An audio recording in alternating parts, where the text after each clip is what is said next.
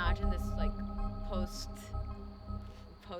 whatever world, post 2021 world, where you go to the supermarket and you see like a packaged piece of food, and then there's like a soundtrack that you can listen to, and you could hear everything, that all the sounds that it took to make the like gazpacho that you buy in a can that's been pasteurized, you know, or like all these things that we don't understand. I don't know.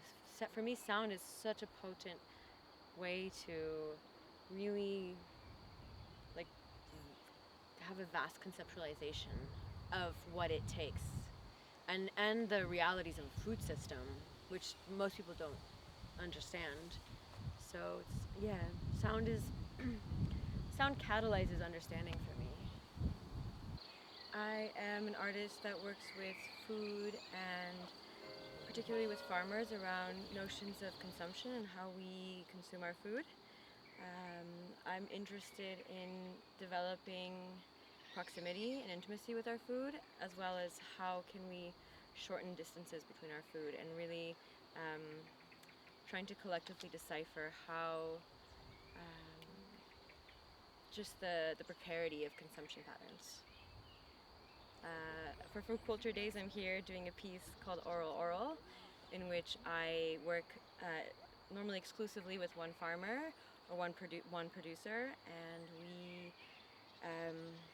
I start to develop a relationship with them, and I usually come to their land and record cultivation sounds, digging, harvesting, watering, and then I use their produce to create a meal, in which I also record the construction of the meal with different microphones, and I mix this all into sort of like a multi-channel surround sound installation. I'm primarily interested in consumption and the way in which people have desensitized their relationship to consumption, and how in like a capitalist society we consume so haphazardly. And I'm interested, of course, in the slow food movement, but beyond a movement, I'm interested in actually meeting people who are growing their own food, and consumption patterns and food systems are like really interesting for me to study. I'm studying global food systems and the commodification of like market product, and also interested in, when I work with a farmer, how can I understand what he's or she is growing directly.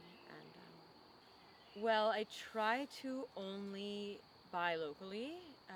I don't eat anything that is, like, for instance, the meal Oral was only Swiss products. The only thing that was not Swiss was olive oil, but I tried to prioritize oils such as like poppy seed oil and camelina oil, which were here. The globalization of ingredients is something that I contemplate a lot. I don't think I have an answer to it, because I also travel a lot for my work, so it's something that's always on my mind. For instance, like, I have sort of my traveling kitchen, which is like stuff from Turkey, stuff from Mexico, stuff from the Caribbean, the places I've worked, and I always wonder how to introduce ingredients that aren't local into these contexts. And each time I'm preparing like a sort of site-specific piece, I never want to introduce different spices or different things, because I feel like it's a bit invasive. I've not actually worked with any female farmers, and I've been doing this series for 5 years, and I am friends with all the people that I've worked with, and they're amazing men that respect me. But I often go to a residency or a project, and I do this project, and I'm just introduced to like 6 men who are farming, and I'm really looking forward to the day where I meet a woman and they're like, she's the farmer, you know. So in a way, I perceive my role as an artist as one of mediation, and maybe like agroecological mediation. I wouldn't call it cultural mediation. So yeah, I really perceive my role as one of transmission. And I was talking with Pierre Gilles of here, and he was just saying, yeah, it's amazing because you come here and you have a new perspective. You see the land differently. I know the land because I work the land, and you come here and you can perceive the sounds, and you bring a sensitivity and an effervescence. And I think that as an artist, being able to hone in on your sensitivity of perception and transmit that to a public or a captive audience is really precious. I think sound inherently conveys time, and I think a lot of people, it's easy to underestimate the time that things take, especially in food production. And when you hear things, you can perceive temporality in a different way, I think. Like, for instance, there was this recording I did in the mountains up here where I was recording a flour mill, and it's a specific flour mill.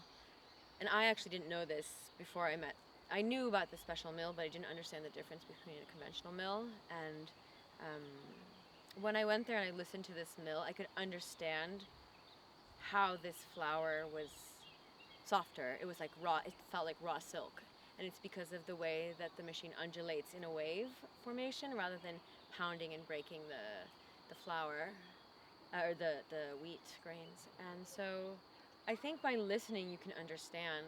It's really, for me, listening, sound is a way of understanding the multitude of processes that are inherent in food production. Funny, because I think that if I were to say, like, what is my biggest value in life, it's slowness. And then I grapple with these feelings when I'm in an exhibition contest where I feel like I'm rushing, and then it feels counterintuitive, and I'm constantly questioning how to be slower. And I think it's about developing one's own relationship with time.